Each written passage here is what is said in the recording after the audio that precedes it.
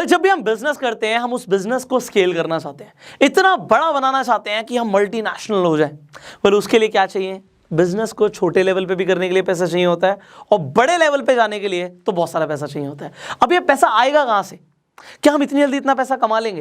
Well, जल्दी बड़ा बनना है तो यू नीड फंडिंग, आपको पैसा चाहिए होता है। अब ये पैसा आता कहाँ से है? कैसी प्रोसेस रहती है? सर, हमारा अपना स्टार्टअप है, फंडिंग कैसे मिलेगी? चलिए स्टेप बाय स्टेप सब कुछ सीखेंगे और बहुत मजा आएगा आज की वीडियो में। तो सबसे पहले जब हम बात करते हैं, ये स्टार्टअप चीज है क्या? आपने बहुत ज्यादा सुना होगा, स्टार्टअप बहुत ज्यादा पॉपुलर हो रहा है। स्टार्टअप का मतलब होता है जब भी आप कोई बिजनेस को बूटस्ट्रैप करते हो, जीरो से लेकर शुरू करते हो, तो ये वर्ड एक नया कॉइन हो गया, स्टार्टअप। हमने अपना एक नया बिजनेस शुरू किया, इसे हम स्टार्टअप बोलते हैं, हमारा अपना स्टार्टअप है। बट स्टार्टअप के पास पैसा आएगा कहाँ से? देखिए, या तो जो इसके फाउंडर्स हैं, जिसने भी बिजनेस को शुरू किया है, आप जो फाउंडर्स हैं वो अपना पैसा लगा दें, तो उनका खुद का पैसा लगाओ, या फिर स्टार्टिंग में जो स्टार्टअप है उसे चलाने के लिए ये जो फाउंडर्स हैं अपने किसी फ्रेंड या रिलेटिव से इन्वेस्टमेंट करा लें। अब मान लेते हैं इनमें से किसी एक फाउंडर का कोई ऐसा रिलेटिव है जो बहुत अमीर है, और वो जो फाउंडर है वो इस रिलेटिव के पास जाता है, उसे पूरा बिजनेस आइडिया समझाता है और इस रिलेटिव से पैसे मांग लेता है। अब यहाँ पे जब आपको फर्स्ट टाइम फंडिंग मिलती है, इसे हम सीड फंडिंग भी कहते हैं। जब फर्स्ट फंडिंग होती है इसे हम सीड फंडिंग कहते हैं, कि एक बीज को हमने पानी दे दिया स्टार्टिंग में, तो ये सीड फंडिंग हो गई। तो अब बहुत सारे ऐसे लोग हैं जिनके पास ऐसे रिलेटिव्स तो है नहीं कि उनके पास बहुत सारा पैसा है, वो आपके बिजनेस में पैसा लगा देंगे। बट ये पैसा लगाते क्यों है, पहले ये समझ लीजिए। ये पैसा इसलिए लगाते हैं क्योंकि जब भी आप कोई कंपनी बनाते हैं, आपने एक प्राइवेट लिमिटेड कंपनी खोली या आपने इवन पार्टनरशिप फर्म भी खोली, तो आप चाहे एलएलपी खोल लीजिए, चाहे पार्टनरशिप फर्म खोल लीजिए, चाहे प्राइवेट लिमिटेड खोल लीजिए, बट जब हम एक कंपनी की बात करते हैं तो उसे प्राइवेट लिमिटेड बोलते हैं। तो जो प्राइवेट लिमिटेड आप कंपनी शुरू करते हो, आप किसी से अगर फंडिंग लेते हो तो इस कंपनी के जो शेयर्स हैं वो आप इस इंसान को भी दोगे। कितने दोगे इसे समझ लेते हैं। मान लीजिए इस इंसान ने 1 लाख रुपए लगाया, और 1 लाख रुपए के बदले में आपने इसे, आपके पास मान लीजिए 1 लाख शेयर्स थे, आपने 10,000 शेयर्स दे दिए, मतलब 10% का शेयर इस इंसान का हो गया 1 लाख रुपए के बदले में। तो आपकी कंपनी की वैल्यू कितनी होगी भाई? अगर 10% 1 लाख रुपए के हिसाब से है, तो आपकी कंपनी की जो वैल्यू है वो इंटू 10 हो जाएगी, 10 लाख आपकी कंपनी की आज की डेट में वैल्यू है। अब 10 लाख आज की डेट में वैल्यू है, बट व्हाट्स नेक्स्ट? आगे हम कैसे बढ़े? ये फंडिंग हमने यूज कर ली, बिजनेस चलना शुरू हो गया, बट हमें और ज्यादा पैसा चाहिए उसे और ग्रो करने के लिए। मान लेते हैं आपने अपनी एक स्टोर खोला, आपने कुछ इनोवेटिव डिस्कवर किया, आपने एक स्टोर खोला, ये एक फूड का स्टोर था, तो ये फूड चेन आप शुरू कर रहे हो, और आपके एक रिलेटिव ने आपको पैसा दिया, एक चेन शुरू हो गई। यहाँ पे चेन कब शुरू होगी? जब इसके मल्टीपल स्टोर्स खुलेंगे। तो एक ब्रांच तो खुल गई, but now you want to open 5 more branches. अब 5 और ब्रांचेस खोलनी है, बट इसका पैसा कहाँ से आएगा? या तो आप इसकी फ्रेंचाइजी देना चाहते हो, बट फ्रेंचाइजी के लिए भी आपको पहले खुद का बिजनेस चलाकर दिखाना होता है। तो अब 5 और ब्रांचेस खोलने के लिए पैसा चाहिए। इसके लिए आपके पास 2 ऑप्शन है, मैं आपको दोनों ऑप्शंस बता देता हूं। या तो आप वेंचर कैपिटलिस्ट के पास जा सकते हो।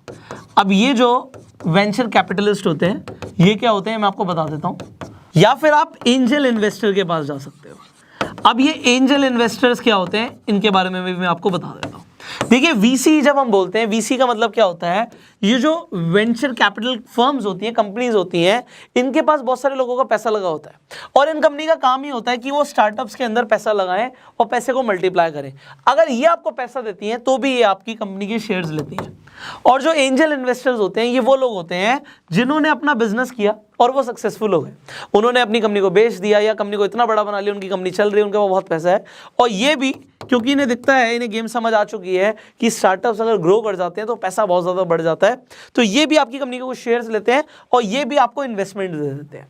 अब होता क्या है, ये जो आपको इन्वेस्टमेंट देते हैं, आपको एक चीज़ देखनी होती है कि जब भी आप किसी इंसान से इन्वेस्टमेंट ले रहे हो, अभी एक ऐसी कंपनी है जो बहुत अच्छा ग्रो कर रही है, मैंने उन्हें खुद से अप्रोच किया कि मैं आपकी कंपनी को इन्वेस्टमेंट दे देता हूँ, आपको 2 करोड़ चाहिए या 5 करोड़ चाहिए, मैं आपकी कंपनी में लगा देता हूँ, क्योंकि मुझे दिख रहा है आपकी कंपनी बहुत तेज़ी से ग्रो करेगी, और आप मुझे अपनी कंपनी के सिर्फ 10% शेयर दे दो, सिर्फ 10%।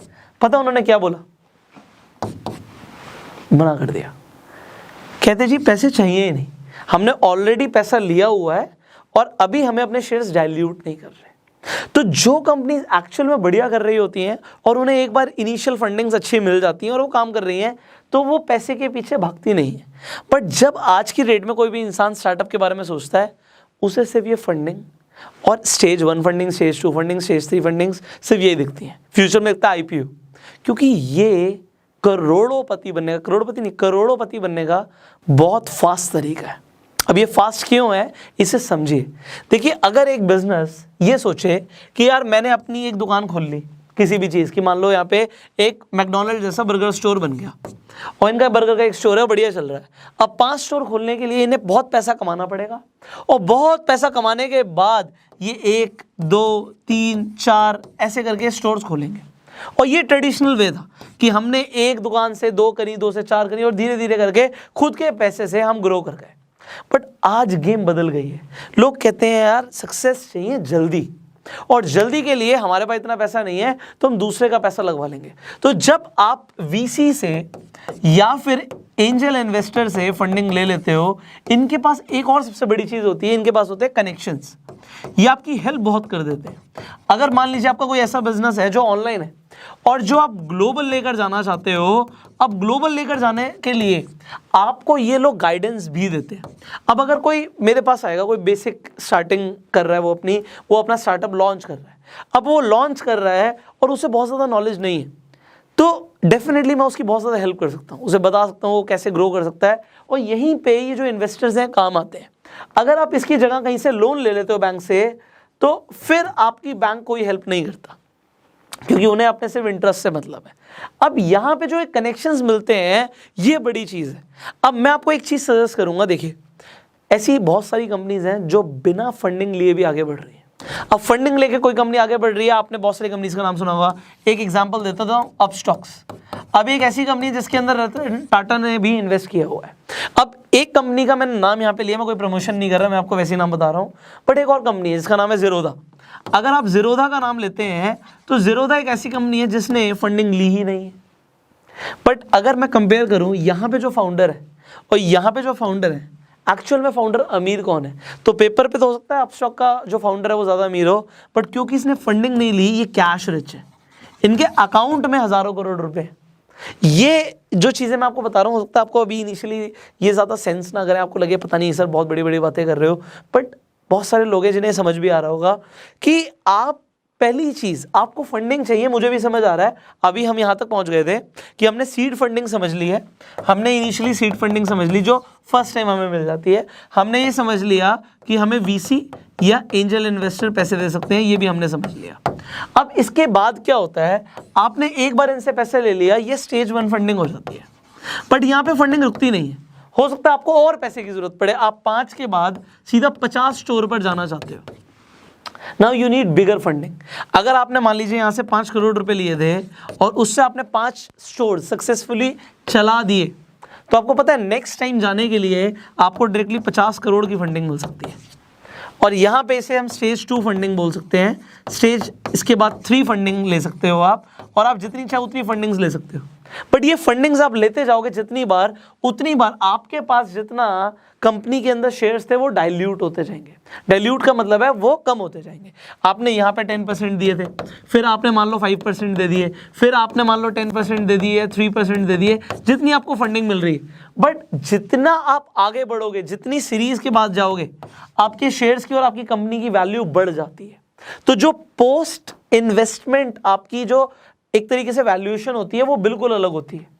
अब यहाँ पे आपने मान लो 10% जो आपने शेयर्स दिए थे वो आपने 5 करोड़ के लिए दिए थे, बट अगर आप यहाँ पे 5% दे रहे हो अगली बार, तो आप 50 करोड़ के लिए हो सकता है दे रहे हो। तो ये जो फंडिंग का गेम है ये उन लोगों को बहुत अच्छा लगता है, क्योंकि उनके खुद के शेयर्स की वैल्यू बहुत ज़्यादा बढ़ जाती है। तो करोड़पति बनना है, मैंने बोला करोड़पति बनना, ये उन्हें बड़ा आसान लगता है। बट इसके बाद ये इन्वेस्टर्स करते क्या है, फाइनली वो वेट करते हैं या तो आपकी जो कंपनी है उसे कोई बड़ी कंपनी खरीद ले। आपकी जो भी कंपनी है, आपकी कंपनी बहुत बढ़िया कर रही है, बहुत बढ़िया कर रही है, बट उसे खरीद ले फेसबुक या फिर यूट्यूब गूगल की है, मैं एग्जाम्पल ले रहा हूँ, तो गूगल खरीद ले। तो अगर कोई बड़ी कंपनी आपकी कंपनी को खरीद लेती है, तो जितने भी इन्वेस्टर्स ने पहले पैसा डाला होता है, एंजल इन्वेस्टर्स ने पैसा डाला होता है, वो सारे के सारे अपने शेयर्स को सेल कर देते हैं और उनको जो प्रॉफिट मिलता है वो अपने वेल्थ को मल्टीप्लाई करते हैं 10 गुना या 20 गुना भी कर लेते हैं अपने पैसे को। बट उनका इनिशियली रिस्क भी होता है, अगर स्टार्टअप नहीं चला तो सब कुछ फेल हो जाएगा। बट इससे भी बड़ी गेम क्या होती है, IPO। आप अपनी कंपनी को, प्राइवेट लिमिटेड को पब्लिक लिमिटेड ले जाओ। जब आप अपनी कंपनी को पब्लिक ले जाते हो, मतलब पब्लिक उसके अंदर पैसा डाल सकती है, यहाँ से तो ओए गेम ही चेंज हो जाती है। यहाँ से हज़ारों करोड़ से नीचे बात नहीं होती है, बहुत बड़ी गेम है। अगर आप IPO तक पहुँच जाते हो, अपने बिजनेस को आप कई सालों से चला रहे हो, और उसके बाद आप इनिशियल पब्लिक ऑफरिंग, आप अपने शेयर्स को, मतलब आपके पास जो शेयर्स है उन्हें डाइल्यूट आपको करना पड़ेगा, पब्लिक को आप बांट रहे हैं, फिर आप स्प्लिट कर सकते हो, हज़ारों शेयर्स निकल जाएंगे, लाखों शेयर्स निकल जाएंगे, और फिर लोग जब पैसा डालेंगे, आपके पास कितना पैसा आ जाएगा इसके बाद यू डू नॉट नो। आपको कोई आइडिया नहीं है इस गेम के बाद क्या होता है।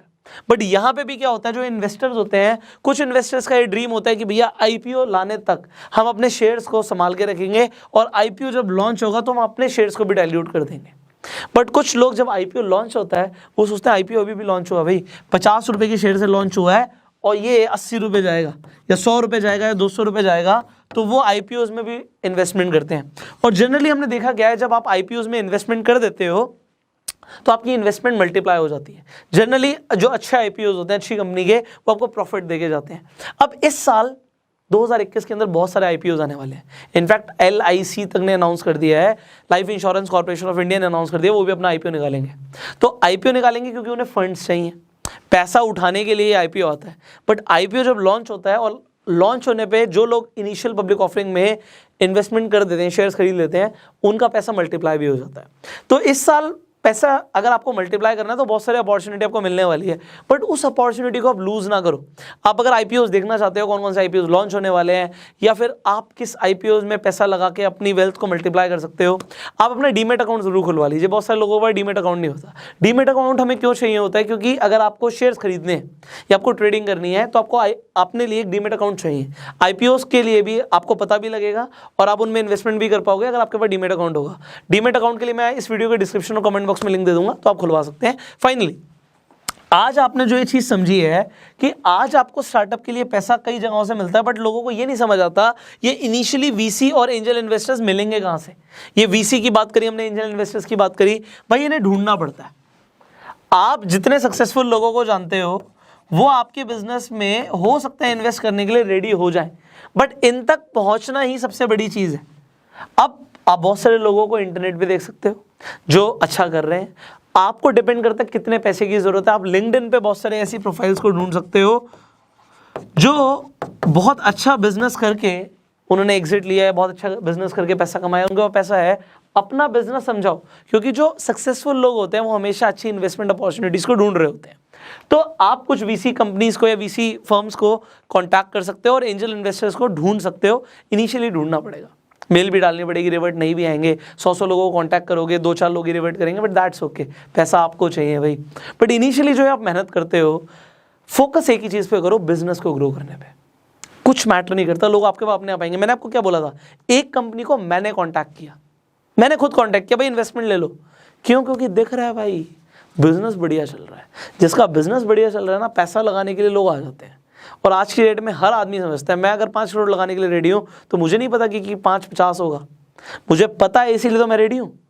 आप समझिए इस चीज़ को, अगर आप बिजनेस पे फोकस करोगे लोग आपके पास आएंगे, बट अगर आप फंडिंग के पीछे भागने लग गए ना, नहीं मिलेंगे लोग। बिजनेस करके दिखाओ।